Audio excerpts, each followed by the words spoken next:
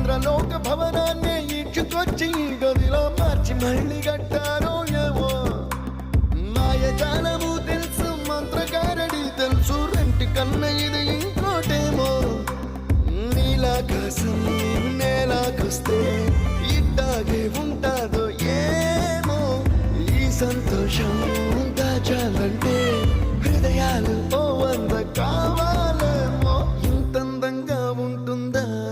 ఈ లోకం